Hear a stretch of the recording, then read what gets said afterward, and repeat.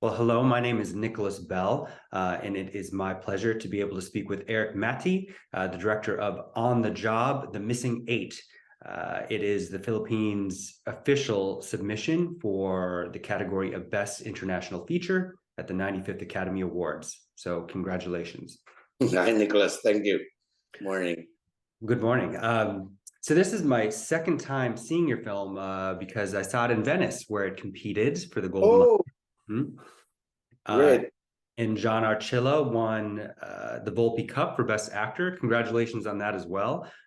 Thank you. Also a very significant achievement. And I think for anybody that's unfamiliar, this is technically a follow-up to your 2013 film, On the Job, which premiered at Cannes and Director's Fortnight. And I know you're very busy. You've had a lot of projects in between these two films. So tell me, was it always your intention to return to this universe of On the Job? And what were the differences in approach between the two films? Well, yeah, when we finished doing On the Job, and On the Job was a script that was difficult to find financing, the first one. It went around all the producers, and it took a while before we were able to find financing for it. But when we were done with it, we really thought the story of On the Job is not yet done. So when we had the opportunity to start it over again with a sequel, that again took a lot of time because when we started working on it, it was probably 4 years after the original came out. Okay. And 4 years later, a lot of things have happened. And with On the Job, the research is a big component of the story. And when we stumbled upon the topic of journalism, we thought that we have something in there. We wanted to always pick like a sector of society to talk about in terms of how the job is done, literally on the job, and the moral dilemmas that go with it, the burden, the discipline, the difficulties that go with it. And when journalism came in as a topic, we realized it moved the feel of the film into something else. The first On the Job was really a crime thriller straight out of a 70s movie. Pretty much like 3 Days of the Condor, like the paranoia films of the 70s. But then when we moved into journalism, of course, it's still hinged on something very 70s, like All the President's All the Men. presidents, Yeah. Yeah. But then it took on a different tone because it's no longer just bang bang shootouts, and we knew we're gonna be going into a kind of slow burn investigative piece. Yes. And Yeah. we're happy that for each installment we're trying out. I mean, from a cinematic perspective, we're trying out different things and not just a repeat of the original tone that we set out to do in the first one, and that's exciting. So I think we're just happy that yes, both are connected. They're like family, but both are also totally different from each other. I agree. It feels like with The Missing Eight, it feels like a saga. There's a large time span. There are a lot of characters in different sectors that are intersecting in very interesting ways. And I also understand that both films have been edited together into a television series as well. Yeah. Mhm. Also, I thought, I didn't know this at the time that I saw it. You shot in 2017, and this was before the takedown of the Rappler. Yep. What's the reaction been since between filming and in post-production and after the premiere? In some ways, the On the Job, The Missing Eight was discussed a lot of things that only happened afterwards. So the Rappler was closed down. Then there's ABS-CBN, the only big network in the Philippines, also was closed down by the government. There was a crackdown on journalism, on dissent against the government, Mm. and vloggers took the center of things, and journalists were set aside. And it all happened well. With our research, the reason why we went into journalism is because we were thinking of three topics that time, which was gambling, medical malfeasance, or journalism. And what made us decide to go with journalism is when the Cambridge Analytica story came out, where before they even used the strategy on Trump's election, they beta tested it in Duterte's win in the Philippines.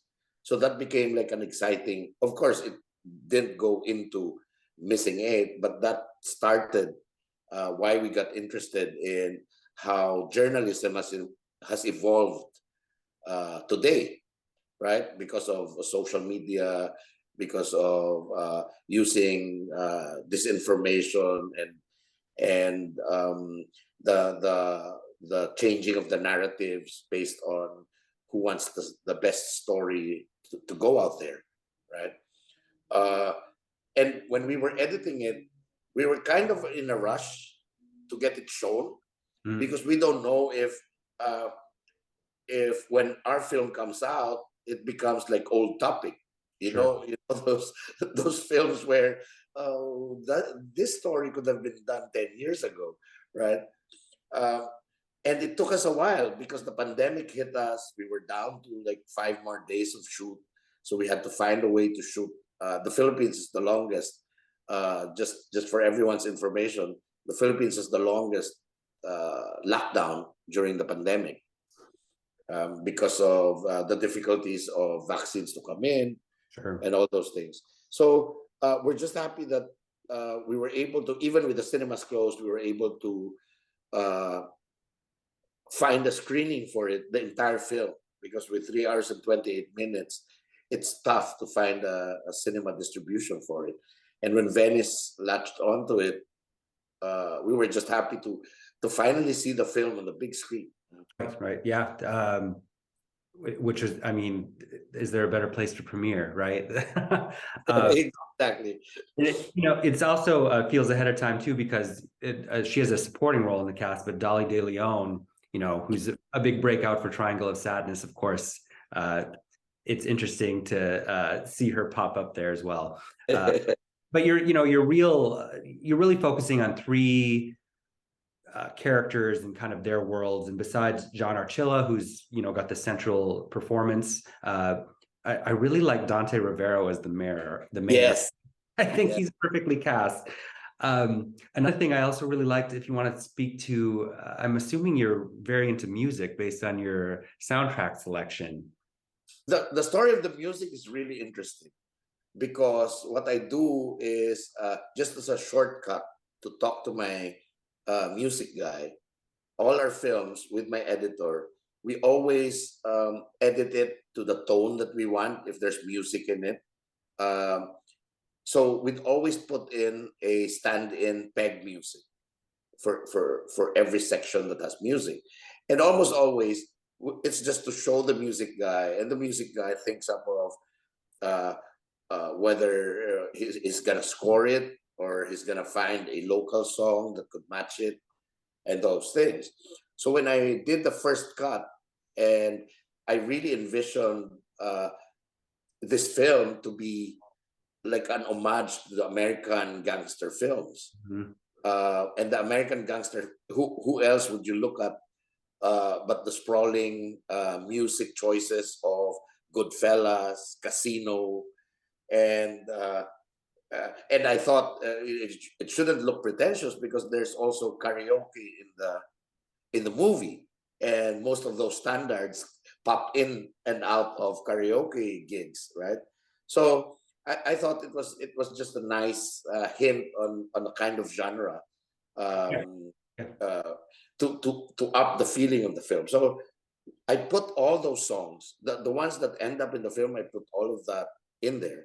And then the producers looked at it and said, okay, what do you want with those music? Because we can't afford those. And I said, no, those are just stand-in. I'll change it. And then the deadline for Venice came in, and we were still in post-production, so I still didn't have music on it. So I sent the temp music along with an edit to Venice, and Venice said, "We love the film. We wanna get it, and we just want to make sure the songs are also gonna be there, right?" Like, yeah, they will. and then and then right after that we sent it to HBO, and HBO said that the series, the cut up series, and HBO said, "We're picking this up, but just to make sure, the music should be there, okay?" So now, so now, me and my producers had no other choice but to, okay, let's go and find out how we could acquire all those songs. Those are 22 songs, and a lot of tough negotiations, because, for example, Impossible Dream of Frank Sinatra, the Sinatra estate does not allow the use of the voice of Frank Sinatra, but that version of his is perfect for the ending because it feels haunting, and it lacks a kind of belting that makes it eerie for the moment. So they allowed us to use the music. They said, okay, use the music, don't use the voice of Frank. And eventually we recorded several times, just looking for just the right level of tone in it, and we're happy with it. Yeah, I think the music really works quite well. I think I probably like Bella Ciao the most. And is that John Arcilla really singing? Yeah, in Wow. You're My World. Yeah. That's the first song we acquired, because that's the only thing that we originally afforded to buy, because it's important in the story. Sure. That song, of all the songs we were looking at, Michiko Yamamoto was really my writer. Was really thinking of that song because it just speaks about the kind of relationship John has with the mayor, right? You're my world, and it's like a romantic song, but actually, when you look at it, it's a hero worship of something. So yeah, he when we did script readings, I asked him to sing it, and I actually recorded it on my phone just to hear him, uh, and he sings it with a kind of videoke karaoke Mhm. But it's belting. good. But it's good. Yeah. It's good. It's good. And I know you've worked with Michiko Yamamoto. You had another project in 2021, Rabid, horror Yeah. and film. How long did the screenwriting process take for this, for The Missing Eight? This one, like the first one, takes a long time. I think the research is what really takes so much time. With this one, for example, Michiko, working with her researchers, uh, did at least 8, 9 months of research before she even started writing it. And while she was writing it, she was getting more and more research materials to come in. I need this, I need this, and not just research material. We talked to a lot of journalists, and the people you see on the film are practically based from people we also talked to, Mm. like Wang, for example, the story, the colleague of Sisoy in the film by Lot Lot de Leon. Mm. I based it from a friend of ours, which we talked to for certain things in the film. And Shara Zembrano was a journalist from ABS-CBN, and because it's a shortcut, like a lot of actors need time to research on a specialized character, like a journalist, right? So what I did was just talk to Lot Lot and said, look at this journalist, and maybe you could look at how she should do it, and not copy, but just to get the essence of of the Sure. journey. And it's, you know, it's my understanding that as I've mentioned before, you are a very busy director. You're also directing a Filipino remake of the French series Call My Agent. Very exciting. And I'm done shooting it. oh, you're doing it. Wow. Yeah, Okay. I passed it on to two of my colleagues because I'm show running it. Okay. So I just did 2 episodes, and the rest of the episodes, the rest of the 6 episodes, 2 other directors are doing it. So right now they're about to shoot tomorrow. I just finished my 2 episodes a week ago. Wow. Wow. And what about the project you're doing on Andrés Bonifacio? That one where we're still looking for time to finance it because it's quite big. I'm sure that will be a fantastic role for somebody. Yep, Yeah, definitely, yeah. definitely.